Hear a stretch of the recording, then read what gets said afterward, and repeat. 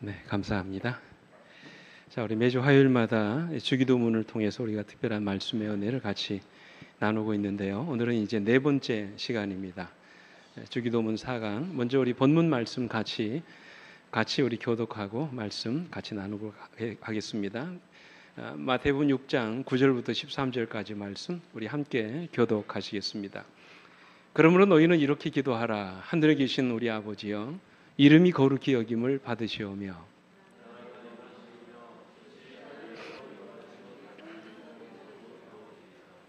오늘 우리에게 일용할 양식을 주시옵고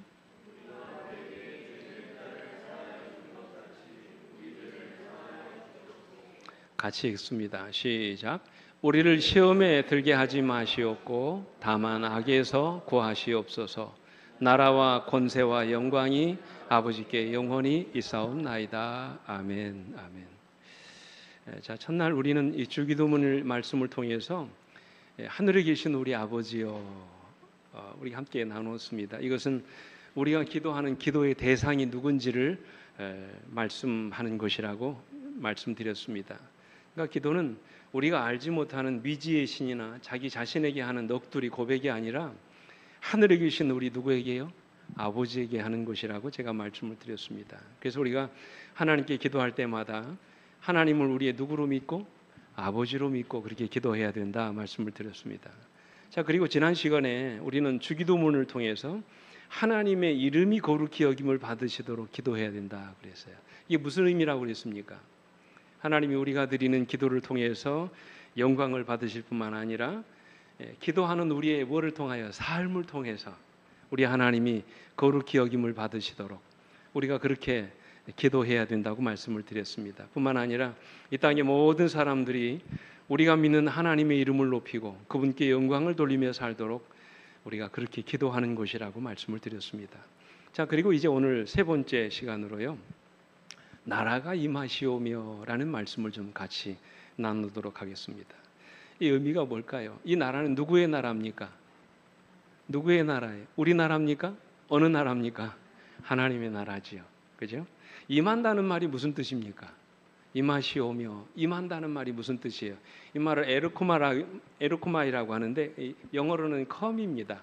온다, 이루어지다, 나타나다, 그렇게 되다, 그런 의미가 있거든요. 다시 말해서 하나님의 나라가 이르러 오기를, 그분의 나라가 이루어지기를, 그죠? 그분의 나라가 나타나기를 간절히 원한다는 그런 뜻이죠. 다시 말해서 우리가 기도할 때 하나님의 나라가 이 땅에 이루어지기를 간절히 기도하는 것입니다. 왜요? 왜 하나님의 나라가 이 땅에 임하시도록 우리가 그렇게 기도해야 합니까? 그 이유가 뭐죠? 그것이 우리의 가장 큰 소망이기 때문에 그렇습니다. 그죠? 그렇지 않습니까? 여러분, 하나님의 나라가 이 땅에 이루어지는 것, 그것이 우리의 가장 큰 소망 아닌가요? 우리가 예수님을 믿고 천국에 들어가기를 원하는 목적도 다 거기에 있는 것입니다. 다 하나님 나라에 들어가기 위해서 이 땅에 하나님 나라가 이루어지기를 원하시는 것입니다. 그래서 우리는 이 땅에서 당하는 모든 시련과 고통을 참고 견디는 것이지요.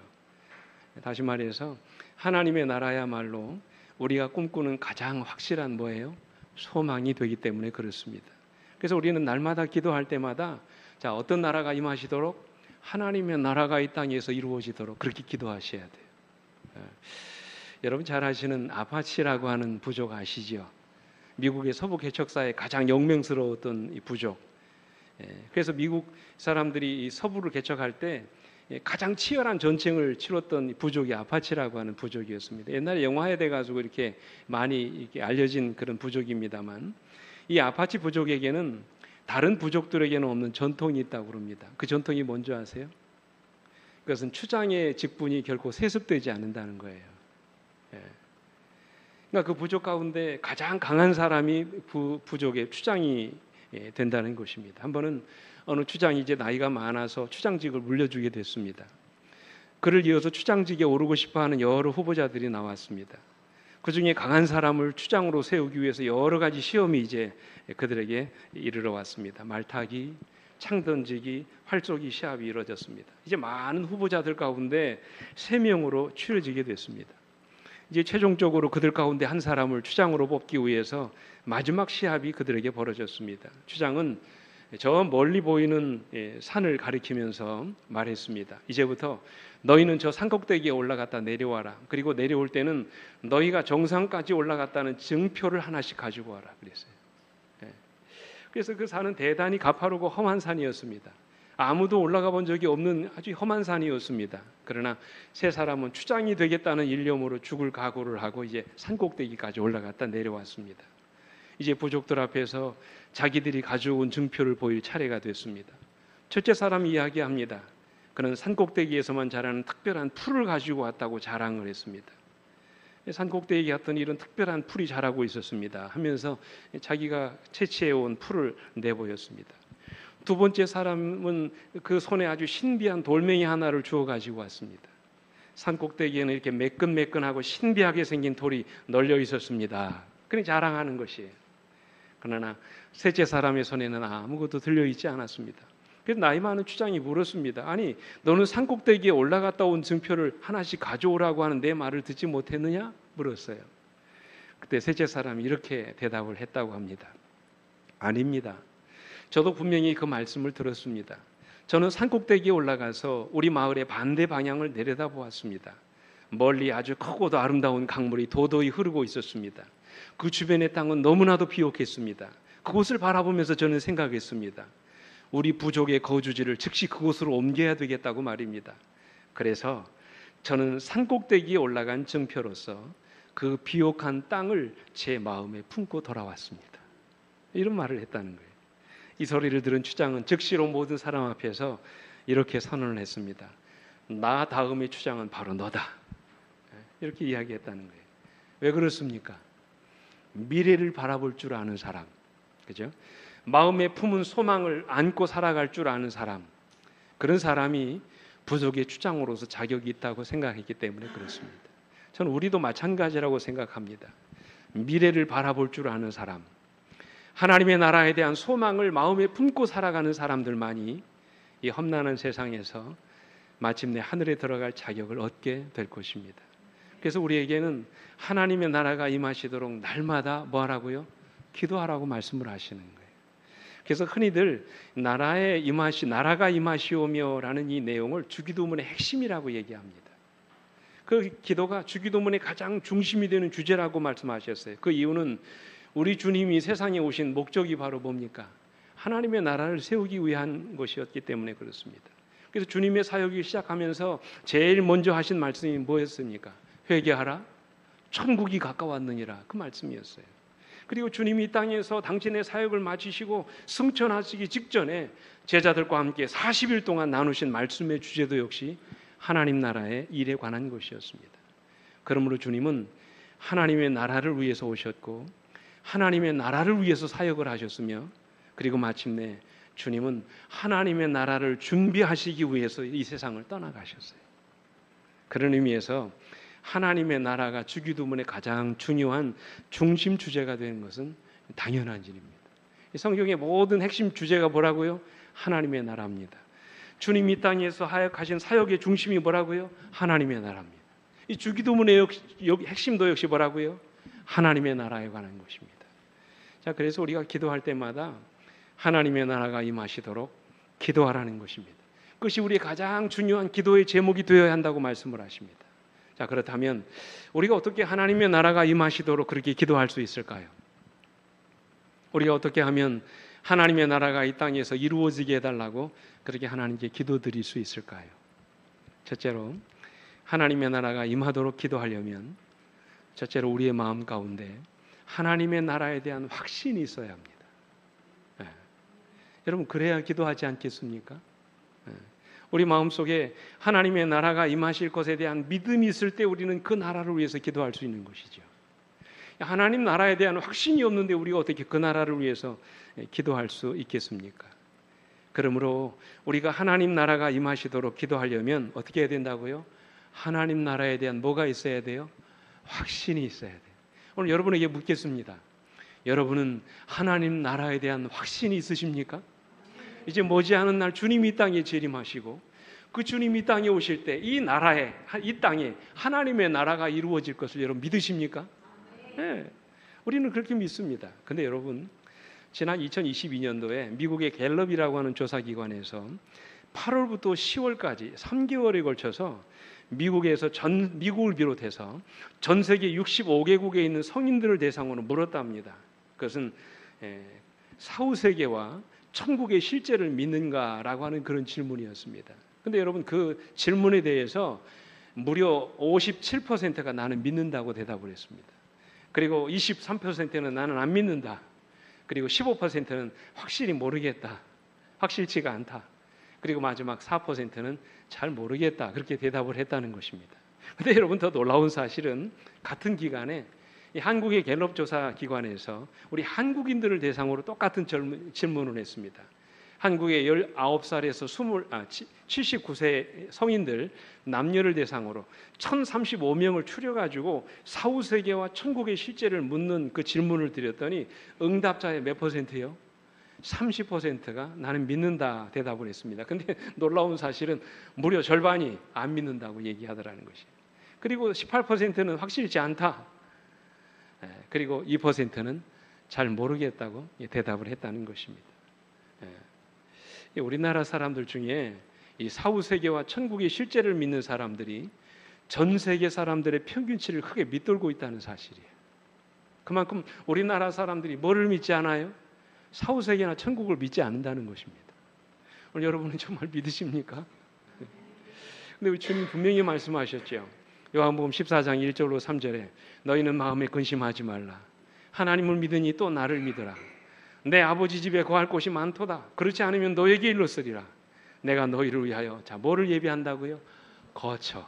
장소를 천국을 예비하러 가노니 가서 너희를 위하여 거처를 예비하면 내가 다시 와서 너희를 내게로 영접하여 나 있는 곳에 너희도 있게 할 거라고 말씀을 하셨어요. 이 다니엘 2장 44절에도 말씀하시기를 이 여러 왕들의 시대에 하늘의 하나님이 한 나라를 세우시리니 이것은 영원히 망하지도 아니할 것이요 그 국권이 다른 백성에게로 돌아가지도 아니할 것이요 도리어 모든 나라를 쳐서 멸망시키고 영원히 설 것임이라고 말씀하셨어요. 이 세상 역사의 마지막 때 하나님이 자멸해가는 세상으로부터 당신의 백성들을 구원하시려고 주님이 이 땅에 다시 오실 것인데 그때 사람의 손으로 하지 아니한 뜨인 돌의 나라, 다시 말하면 하나님의 나라가 이 땅에 세워지게 될 것이라고 말씀하십니다. 그리고 그 나라는 영원히 뭐하지 않을 거라고요? 망하지 않을 거라고 말씀을 하셨어요. 그래서 바울은 빌립보 3장 20절에서 우리 같이 한번 읽어볼까요? 우리에게 이런 말씀을 하셨어요. 시작. 그러나 우리의 시민권은 하늘에 있는지라 거기로부터 구원하는 자 곧 주 예수 그리스도를 기다리노니 라고 그랬어요. 여러분, 우리의 시민권이 어디 있다고요? 하늘에 있다고 말씀을 하셨어요. 우리는 이미 하늘이 약속된 사람들입니다. 하나님의 나라가 이미 우리에게 약속으로 주어진 사람들입니다. 이제 머지않은 장래에 우리 주님이 우리가 살 처소를 준비하시면 오늘 여러분과 저를 데리러 다시 이 땅에 오시겠다고 약속을 하셨어요. 그래서 우리가 주님, 우리를 구원하시는 예수 그리스도를 기다린다고 말씀을 하셨어요. 그렇다면 여러분, 우리가 무엇을 위해서 기도해야 되겠습니까? 특별히 마지막 시대에 하나님의 나라가 속히 이 땅에 이루어지도록 기도해야 되지 않을까요? 그것이 우리 기도 제목이 되어야 하지 않겠습니까? 죄가 없는 나라, 더 이상 죽음도 질병도 고통도 없는 나라, 이별의 아쉬움도 슬픔도 없는 그 나라에서 우리가 주님과 영원히 함께 살 그 날을 우리가 고대하며 날마다 그 날이 이르러오도록 우리가 기도해야 되는 것입니다. 이것이 우리 모두의 소망이 아니겠습니까? 그 나라에서 우리는 사랑하는 사람들과 영원히 함께 살게 될 것입니다. 그래서 영감회관은 이렇게 말씀하세요. 그리스도의 제자들은 그분의 영광의 나라가 즉시 임하기를 고대했으나 예수께서는 그들에게 이 기도를 가르쳐 주시면서 당장은 그 나라가 건설되지 않을 것이라고 말씀하셨다. 그들은 그 나라가 임하기를 기도하되, 뭐라고 말씀하셨어요? 미래의 사건으로 알고 기도해야 했다 그랬어요. 그러니까 예수님 당시에 당장에 하나님 나라가 이루어지는 것이 아니라 먼 미래에 일어날 사건으로 알고 기도해야 됐다고 말씀하셨어요. 근데 여러분, 이어지는 말씀을 보십시오. 이렇게 말씀하세요. 그러나 이 간구는 그들에게 확신을 가져다 주었다. 그들이 그 나라의 임함을 당대에 이루어질 사건으로 볼 것은 아니었지만 예수께서 그들에게 이 일을 위해 기도하게 하신 것은 그 나라가 하나님께서 정한 시간에 기필코 임할 것이라는 사실을 증거해 준다 그랬어요. 그러니까 여러분, 주기도문 속에 하나님 나라가 이루어지게 해달라고 그 기도문을 넣어주신 이유가 뭐라고요? 비록 당장에 그 나라가 이루어질 것은 아니지만 하나님께서 정하신 시간에 그 나라가 기필코 이루어질 것이라는 사실을 우리에게 증거해 주기 위해서라고 말씀을 하셨어요. 그래서 사도 바울은 히브리 12장 28절에서 말씀하셨어요. 그러므로 우리가 무슨 나라를 받았다고요? 흔들리지 않는 나라를 받았은즉 은혜를 받자. 이로 말미암아 경건함과 두려움으로 하나님을 기쁘시게 섬길지니 또는 감사하자. 그래서 그러니까 여러분, 하나님의 나라가 우리에게 약속되어 있다는 사실이 우리에게 얼마나 큰 기쁨을 줍니까? 하나님의 나라가 우리에게 있기 때문에 우리가 하나님께 감사할 수 있는 거예요. 하나님의 나라가 우리에게 약속되어 있기 때문에 우리는 경건함과 두려움으로 그 나라를 준비하고 바라보는 것입니다. 그죠? 그래서 우리 본교회 주석에도 이렇게 말씀하셨어요. 모든 시대의 진실한 그리스도인들의 마음과 정신 속에서 복스러운 소망과 우리의 크신 하나님, 구주 예수 그리스도의 영광이 나타나심이 항상 최고 우선적인 자리를 차지했으며 그들이 더욱 거룩한 생애를 살도록 복돋아 주었다 그랬어요. 예, 하나님 나라가 이 땅에서 이루어진다는 사실, 여러분, 그것이 우리의 가장 큰 소망이 아닐까요? 하나님 나라가 이 땅에서 이루어진다는 사실 때문에 우리는 이 땅에서 당하는 모든 고통과 시련, 때로는 질병과 죽음의 고통을 참고 견딜 수 있게 되는 것입니다. 그래서 유명한 영국의 평신도 신학자인 C.S. 루이스는 이런 말을 했습니다. 한번 잘 들어보십시오. 이 말씀을 한번 주목해서 보세요. 오늘날 그리스도인들이 이토록 무기력해진 이유는 그들이 내세에 대한 생각을 뭐 했기 때문이라고요? 중단했기 때문이다. 천국을 목표로 하면 세상을 덤으로 얻게 될 것이지만 세상을 목표로 하면 둘 다 잃게 될 것이다 그랬어요. 우리가 인생의 목표를 어디에다 두면, 천국에 두게 되면 세상을 덤으로 얻게 될 것이지만 우리가 인생의 목표를 세상에 두면 결국에는 둘 다 잃어버리게 될 것이라고 말씀하셨습니다. 그러므로 우리 사랑하는 성도 여러분이시여, 하나님의 나라에 대한 확신을 잃어버리지 않게 되시기를 간절히 바랍니다. 하나님이 우리를 위해서 예비하신 나라는 우리의 눈으로도 보지 못하고 귀로도 듣지 못하고 마음으로도 생각지 못한 나라가 될 것이라고 말씀하셨어요. 우리가 전혀 상상치도 못한 나라가 오늘 여러분과 저를 위해서 예비되어 있음을 믿게 되시기를 간절히 바랍니다. 13세기에 이탈리아의 유명한 탐험가였던 마르코 폴로라고 하는 인물이 있습니다. 여러분 잘 아시죠? 이분이 쓴 책이 뭡니까? 동방견목록이라고 하는 책을 이 사람이 썼잖아요. 근데 그 전에 이분이 중국으로 건너와 가지고요, 유럽 사람, 이탈리아 사람이 무려 17년 동안 중국에서 살았습니다. 그리고는 자기 조국으로 돌아가서 이 동방견목록이라고 하는 책을 썼습니다. 근데 이분이 임종하게 됐을 때 그의 친구들이 찾아와서 이렇게 다그쳤다고 그래요. 자네는 그 책에서 도무지 우리가 믿을 수 없는 이야기들만 잔뜩 기록해 놓지 않았나? 이제라도 진실을 밝혀주면 좋겠네. 그 책의 모든 내용이 자네의 상상에 의해서 꾸며진 이야기라는 사실을 좀 말해주게나, 그렇게 이야기했어요. 그랬더니 마르코 폴로가 마지막 임종의 자리에서 이렇게 말했다고 그래요. 아닐세, 내가 책에 쓴 것은 모두 진실일세. 사실 나는 내가 보고 겪었던 것에 절반도 채 기록하지 못했다네. 저는 우리 하나님의 나라도 마찬가지라고 생각합니다. 하나님의 나라는 상상으로 꾸며낸 나라가 아닙니다. 실제로 존재하는 나라입니다. 그것은 우리 인간의 언어로 다 묘사할 수 없을 만큼 아름다운 곳이라고 선지자는 말씀하셨어요. 그렇다면 우리가 하나님 나라가 임하시도록 더욱 간절히 기도해야 되지 않을까요? 정말로 지긋지긋한 죄악 세상이 끝이 나고 하나님 나라가 이 땅에 속히 이루어지도록 우리가 그렇게 간절히 기도해야 되지 않겠습니까? 그렇기 위해서는 하나님의 나라에 대한 뭐가 있어야 돼요? 분명한 확신을 가지셔야 돼요. 그런 자들만이 나라가 임하시오며 라고 기도할 수 있게 될 것입니다. 둘째로, 하나님의 나라가 임하시도록 기도하려면요, 우리 안에 날마다 은혜의 왕국을 건설하셔야 돼요. 이 말은 우리들의 삶에서 날마다 우리 주님의 지배와 다스리심을 경험하고 살아야 된다는 것입니다. 사실 여러분, 하나님의 나라는 특별히 사복음서에 말씀하신 천국의 개념은 어떤 장소나 공간의 개념이 아닙니다. 그것은 하나님의 통치와 지배의 개념으로 말씀하셨어요. 날마다의 생활에서 하나님의 지배와 다스림을 받는 사람, 그들이 곧 하나님의 나라요, 그분의 나라의 백성이라는 사실이에요. 여러분, 우리가 생각하는 하나님의 나라는 어떤 곳입니까? 대부분의 사람들이 하늘나라 하면 먼 미래에 있을 천국, 어떤 공간을 의미합니다. 그러나 그렇지 않지요. 특별히 누가복음 17장 20절로 21절에 보면 이렇게 말씀하셨죠.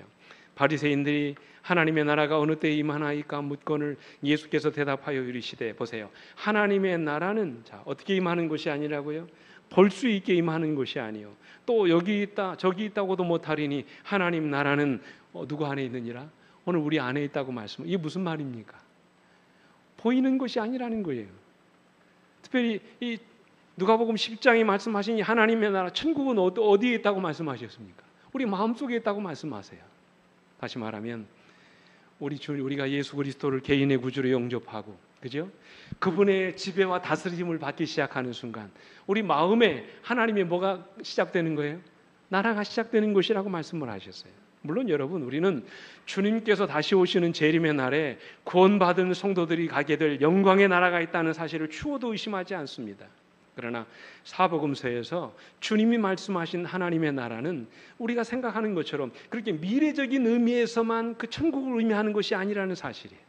더 많은 부분에서 주님은 현재 이 땅에서 이루어지게 될 하나님의 나라를 우리에게 말씀하고 계세요. 그 나라가 어디에서 이루어진다고요? 오늘 우리의 마음속에서. 우리가 주님의 지배를 다스림 받기 시작하는 순간 오늘 우리 마음속에 하나님의 통치가 이루어지는 것이라고 말씀하십니다. 그 나라를 영감의 글에서는 뭐라고 말씀하셨어요? 은혜의 왕국이라고 말씀하셨어요. 장차 우리가 가야 될 나라를 영광의 왕국이라고 표현하셨다면, 지금 이 땅에서 우리 마음속에 이루어지는 이 천국을 뭐라고 말씀하셨어요? 은혜의 왕국이라고 말씀하셨어요. 이 보십시오. 영감의 글. 하나님의 은혜의 왕국은 죄와 반역으로 충만해 있는 마음들이 그분의 사랑의 주권에 날마다 굴복함으로써 지금 뭐에 있다고요? 건설 중에 있다. 그러나 그분의 영광의 나라의 완전한 건설은 그리스도께서 이 세상에 재림하실 때까지는 이루어지지 않을 것이다 말씀하셨어요. 그러므로 여러분, 우리가 하나님 나라에 들어가기를 원한다면 우리는 날마다 주님의 지배를 받으며 살아가야 합니다.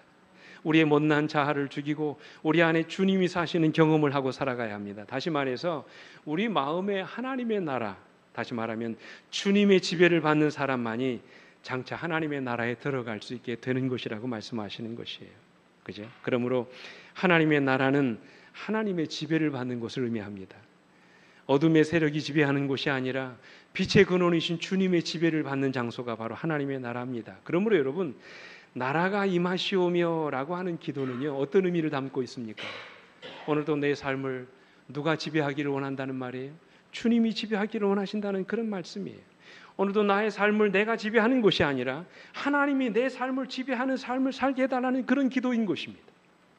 내 욕심대로 내 마음대로 살아가는 인생이 아니라 내 인생의 주인이 되시는 주님이 내 인생을 지배하는 그런 인생을 살게 해달라는 그런 기도문인 것입니다. 그때 하나님의 나라가 누구 안에 이루어지는 거예요? 우리 안에 이루어지는 것이죠. 옛날 프로시아 제국에 유명한 프레드리히라는 왕이 있었습니다. 이 왕이 하루는 산책을 하러 공원에 나갔는데 한 노인을 만나게 됐어요. 이제 그 나라 사람들이 이 프레드리히 왕을 보자 그 공원에서 왕을 알아보고 왕에게 경의를 표하기 시작합니다. 근데 유독 그 노인은 왕에게 아무런 인사도 경의도 표하지 않았어요. 이 화가 난 왕이 그 노인에게 물었습니다. 나를 모르는 당신은 누구요? 이렇게 물었어요. 그랬더니 그 노인이 대답하기를 나는 왕이요 그러더라는 거예요. 깜짝 놀란 왕이 다시 묻습니다. 아니 당신이 도대체 어느 나라 왕이란 말이요? 물었어요. 그랬더니 이 노인이 왕을 쳐다보면서 그렇게 대답을 하더랍니다. 나는 내 나라 왕이요 그러더래요. 어쩌면 프레드릭이 이 노인을 정신병자라고 생각했을지도 모릅니다. 그러나 이 노인은 자기 자신이 스스로를 다스리는 자기 나라의 왕인 것을 과시하고 싶었던 것입니다. 오늘날 많은 사람들이 하나님을 믿는 대신에 누구를 믿습니까? 자기를 믿습니다. 그것은 곧 내가 나를 지배하는 삶을 살아가는 것을 의미합니다. 그러나 우리 그리스도인들은 내가 나를 지배할 수 없다는 사실을 깨달은 사람들이지요. 내가 얼마나 무기력하고 나약한 존재인지를 깨달은 사람들입니다. 그래서 우리는 내가 나를 지배하던 삶을 포기하고 골고다 십자가에 올라가서 나를 위해 피 흘리신 주님을 나의 구주와 주님으로 영접한 사람들입니다. 그 순간부터 우리 안에 뭐가 시작되는 거예요? 하나님의 나라가 시작되는 것입니다. 그죠? 내가 주님을 영접하고 주님이 나를 다스리시는 그 순간부터 우리 마음속에 하나님의 나라가 시작된 것입니다. 그래서 이 나라는 볼 수 있게 임하는 것이 아니고 또 여기 있다 저기 있다고도 못하리니 하나님의 나라는 우리 안에 있는 곳이라고 말씀을 하십니다. 오늘 여러분에게 묻습니다. 진정 하나님의 나라가 여러분 안에 있습니까? 날마다의 삶 속에서 여러분은 주님의 온전한 지배를 받으며 그렇게 살아가고 계십니까? 아직도 내가 주님을 믿는다고 하면서도 주님이 내 인생의 주인이 아닌 내가 내 인생의 주인 노릇을 하며 혹시 그렇게 살아가고 있지는 않으십니까? 오늘 이 시간 주기도문의 말씀을 통해서 여러분에게 다시 한번 호소드립니다. 예수 그리스도 그분이 여러분 인생의 진정한 주인이 되는 그런 삶을 사시게 되기를 간절히 바랍니다. 우리나라의 유명한 바이올리니스트 중에서 박지혜라고 하는 이 음악가가 있습니다. 이 사람은 독일에서 태어났습니다. 어머님이 유명한 아주 바이올리니스트입니다. 이 어머니가 바이올리니스트였기 때문에 이 딸에게 이 바이올린을 가르쳤습니다. 근데 얼마나 아주 탁월한 재능을 갖고 있었던지 14살 때 독일 국립음대 최연소 입학자가 됐습니다. 그러니까 우리나라로 말하면 중학생 나이에 이 독일 국립 오페라단에 이제 오케스트라단에 들어가게 된 것입니다. 그리고는 지금 현재는 우리나라를 대표하는 아주 세계적인 바이올리니스트가 되었습니다. 근데 독일 정부가 그녀에게 1730년대에 만들어진 과르네리, 제가 말씀을 준비하면서 이런 바이올린이 있는 걸 처음 들었어요. 과르네리라고 하는 바이올린이 있답니다. 이 바이올린이 무려 얼마가 되냐면 무려 300억이 된다고 그래요. 여러분 이 바이올린 이 박재희 씨가 들고 있는 저 바이올린이 몇 년 된 건 줄 아세요? 300년 된 겁니다. 300년. 이 300년 된 이 바이올린이 시가로 이렇게 얼마냐면 100억이 된다고 그래요. 엄청난 돈이죠. 굉장히 비싼 바이올린입니다. 근데 독일 정부가 이 박재희 씨에게 이 과르네리 바이올린을 11년간 무상으로 지원했다는 거예요. 아무 돈도 받지 않고. 2014년도에는 평생 100억을 호가하는 이 과르네리 바이올린을 평생 사용할 수 있도록 지원해 주었다고 합니다. 왜 그랬을까요? 돈도 받지 않고. 왜 이렇게 비싼 바이올린을 박재희 씨에게 무상으로 그냥 지원했을까요? 여러분 그 이유 아십니까? 제가 말씀 준비하면서 그 이유를 알게 됐는데요. 이 과르네리 바이올린은 너무 좋은 악기지만 제작된 지 300년이 넘었기 때문에 보관을 잘못하면 이 나무에 벌레가 생기고 영 소리를 못 듣게 된다고 합니다. 때에 따라 온도와 습도를 잘 맞추어 보관하는 데에는 엄청난 비용이 든다고 그래요. 근데 여러분 이렇게 비싼 바이올린을 가장 잘 보관하는 방법이 뭔지 아세요? 어떤 분은 눈치채셨을지 모르겠어요. 이렇게 100억을 호가하는 엄청나게 비싼 바이올린을 가장 잘 보관하는 방법이 뭔지 아십니까? 그건 뭐예요? 예, 그것은 연주자가 계속해서 바이올린을 연주하게 하는 것이라는 거예요. 예. 그래서 여러분 이렇게 말합니다. 악기가 연주자의 손에서 계속해서 연주를 하게 되면 아름다운 소리를 낼 뿐만 아니라 오랫동안 좋은 악기로서 보존할 수 있다. 그렇게 얘기합니다. 우리 인생도 마찬가지라고 생각합니다. 우리 인생이 주님의 손에 맡겨졌을 때 우리 인생을 통해서 아름다운 소리가 나오게 되는 것이죠. 오늘 이 시간 주님의 손에 여러분의 인생을 맡기지 않으시겠습니까? 그런 의미에서 나라가 임하시오며 라고 하는 기도는 이제 내 삶을 주님께 뭐 하기를 원한다? 맡기기를 원한다. 주님이 내 삶을 지배하는 그런 인생을 살게 되기를 원한다 라고 하는 그런 고백인 것입니다. 오늘 여러분 날마다 그 일을 위해서 기도하는 여러분과 제가 되기를 간절히 바랍니다. 내가 내 인생을 지배하는 그런 인생이 아니라 주님이 내 인생을 지배하는 그런 인생을 살게 해달라고 날마다 그렇게 기도하시게 되기를 간절히 바랍니다. 마지막으로 하나님의 나라가 임하시도록 기도하려면 이 땅에 하나님의 나라가 임하시도록 복음을 전하는 삶을 사셔야 돼요. 왜냐하면 우리 주님께서 말씀하셨죠. 재림이 있기 전에 이 천국 복음이 모든 민족에게 증언되기 위하여 온 세상에 전파되리니 그제야 뭐가 온다고 말씀하셨어요? 끝이 온다고 말씀하셨어요.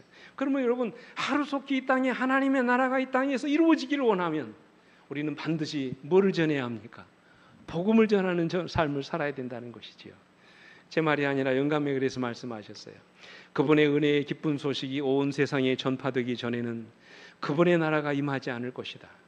그러므로 자신을 하나님께 바치고 다른 사람들을 그분께로 인도할 때 우리는 그분의 나라가 빨리 임하도록 하는 것이다 말씀하셨어요. 그런 의미에서 나라가 임하시오며라는 기도는 단순히 기도 이상의 의미가 있습니다. 그것은 하나님의 나라가 임하는 데 대한 우리의 뭐를 말씀하고 있어요? 책임을 말씀하고 있어요. 그래서 어떤 목사님은 말하기를 나라가 임하시오며라고 하는 기도는 교회의 기도일 뿐만 아니라 한 걸음 더 나아가서 교회의 책임을 강조하는 기도문이다라고 말씀하셨어요. 물론 우리가 주님의 오심을 정할 수는 없습니다. 그러나 그분의 오심을 뭐 할 수는 있을까요? 앞당길 수는 있습니다. 그렇지 않습니까? 왜요? 주님 말씀하셨잖아요. 이 천국 복음이 모든 민족에게 증언되기 위하여 모든 백성들에게 전파되리니 그제야 뭐 한다고 말씀하셨어요? 끝이 올 것이라고 말씀을 하셨어요. 그러므로 우리는 그분의 나라가 앞당겨질 수 있도록 우리가 기도하며 전도하는 사람들이 되셔야 합니다. 그것이 우리 책임이라고 말씀을 하세요. 그래서 마지막으로 영감의 글은 이렇게 말씀하십니다.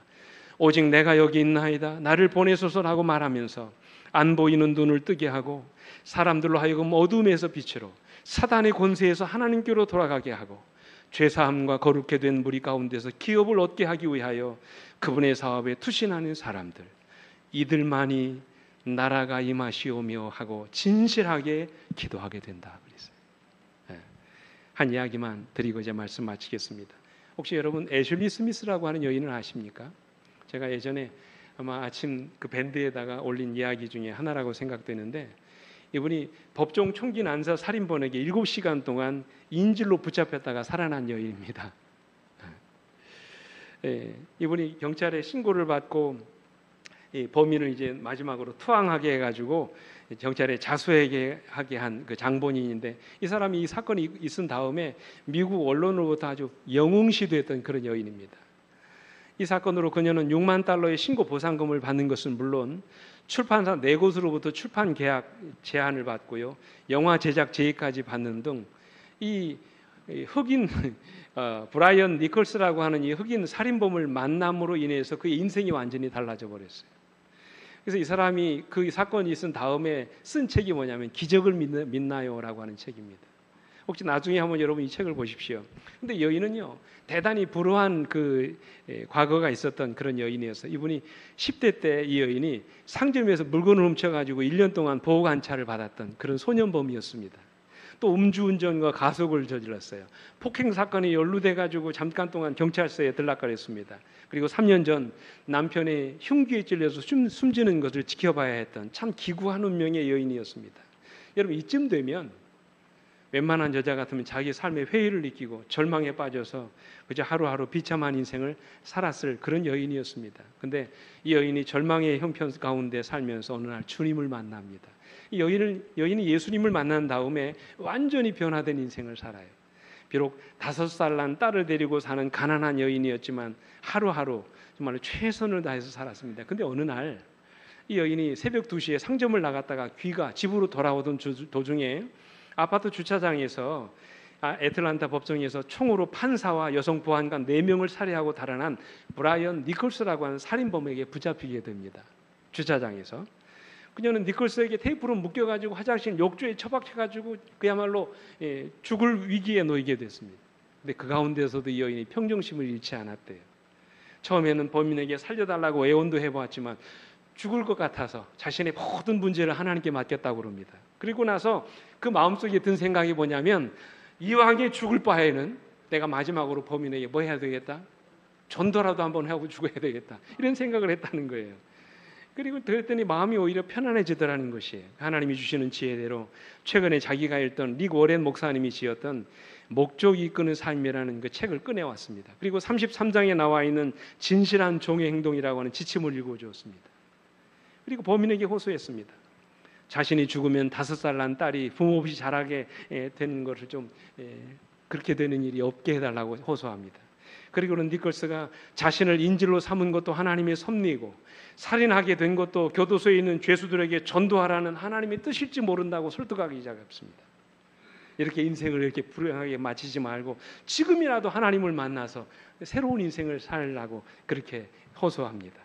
자신도 불우한 인생이었지만 나도 주님을 만나서 변화된 인생을 살고 있다고 고백했습니다. 그러니 이제라도 당신도 예수님을 만나 새로운 인생을 살아라고 간절히 호소합니다. 이 여인이 하는 말에 니콜스의 마음이 감동을 받아요. 그래서 이 니콜스가 결국에는 여인을 풀어주고요, 스스로 이 경찰에게 백기를 들고 투항을 합니다. 보세요 한번. 여러분, 이런 상황에서 누가 복음을 전할 엄두를 내겠습니까? 근데 그동안 7시간 동안 이 여인이 흉악범에게 붙잡혀 있는 동안 복음을 전한 것입니다. 그리고 그 불쌍한 영혼을 주님께로 인도했어요. 에슬리 스미스는 범인인 브라이언 니콜스와의 만남을 그 책에서 이렇게 마지막에 적고 있습니다. 그는 나를 하나님이 보내신 천사라고 생각했어요. 사랑하는 성도 여러분, 우리 사도 바울은 이렇게 말씀하십니다. 너는 말씀을 전파하라. 때를 얻든지 못 얻든지 항상 힘쓰라. 범사의 오래 참음과 가르침으로 경책하며 경계하며 권하라고 말씀하십니다. 사랑하는 성도 여러분, 하나님의 나라가 임하기를 간절히 소망하십니까? 그렇다면 첫째로 하나님 나라가 이루어지도록 간절히 기도하시기 바랍니다. 그리고 여러분의 마음을 주님께 드리고 주님이 여러분의 마음을 지배하시도록 그분께 여러분의 인생을 맡기시기 바랍니다. 그리고 하나님 나라의 확장을 위해서 열심히 복음을 전하는 삶을 살아가게 되시길 간절히 바랍니다. 그런 자들만이 진심으로 하나님의 나라가 이루어지도록 뭐 할 수 있다고요? 기도할 수 있게 될 것이라고 말씀하셨어요. 오늘 여러분의 삶 속에서 그런 일들이 날마다 이루어지게 되기를 간절히 바라면서 말씀 마치겠습니다. 함께 기도하시겠습니다. 아버지 하나님, 죄와 질병이 많은 세상, 어수선히 끝이 나고 하나님의 나라가 이 땅에 이루어지게 되기를 간절히 원합니다. 이 땅에서 하루하루 사는 것이 너무나도 지겹고 너무나도 고통스럽고 힘이 되는 세상이오니 하나님, 우리를 버리지 마시고 하나님 약속하신 대로 머지않은 장래에 이 땅에 하나님의 나라가 이루어지도록 우리 하나님 역사해 주시기를 기도합니다. 그래서 우리의 삶 속에 날마다 그 나라가 임하시도록 기도하는 자들 되게 하시고 우리 인생의 주님이 내 인생의 주인이 되셔서 나의 인생을 지배하시고 내 마음속에 하나님의 천국을 이루며 살아가는 죄종들이 되게 해 주시옵소서. 그리고 주님의 재림을 앞당길 수 있도록 날마다 영혼을 구원하고 복음을 전하는 우리 모든 성도들이 될 수 있도록 은혜 입혀 주시옵기를 사랑이 많으신 우리 구주 예수 그리스도 이름으로 간절히 기도드립니다. 아멘.